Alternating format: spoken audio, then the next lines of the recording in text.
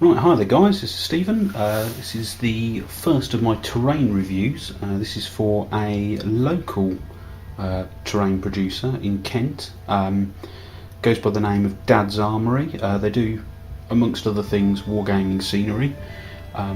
This is a small selection of the sort of thing that I've been able to get hold of from them.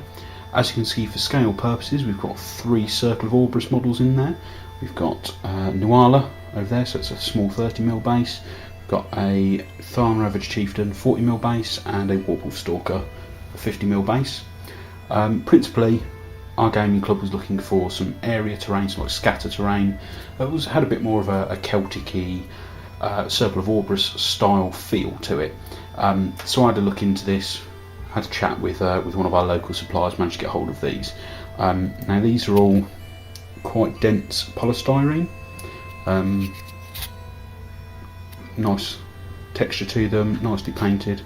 They're on a metal base, so they're quite sturdy. They won't just topple over from a slight nudge. Nice and decent, like I said, weighted very well. Nice finish to them. For something like War Machine or Hordes, we would probably use these as impassable terrain, which included the base around them perhaps, just to add again another dimension to the way the game plays. I've also got an objective, a flag version of one of these. So this is on a 40mm base. See if the camera can get it in focus. There we go. There's little mushrooms on there, a bit of vines coming up the front. So there you go. Those are the standing stones. We'll next have a look at some of the actual area terrain we've managed to get hold of. Right, so here's the first piece. It's a nice general bit of terrain. There are some ruins there on the corner with a nice tree attached.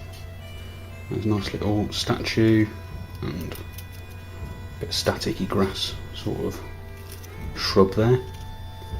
It's a nice piece. Again, it's on a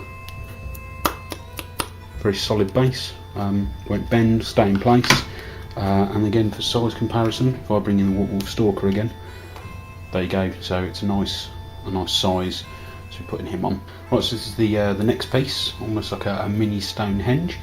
If I pick that up, we've got straight through the middle there, and then on the side we've actually got some nice carving, bit of Celtic knotwork. Just adds a little bit extra. Makes the piece look quite nice. Again, a bit on that side. Again, nice solid base. Bring in that Stalker again, size comparison. There you go, so you can see it's actually quite a large piece of terrain. Again, we would probably use that as perhaps as rough terrain for something of that size, just because obviously you have to negotiate all those sorts of rocks and that sort of thing. Obviously it's got the nice, very obvious bit of area terrain, very clear base.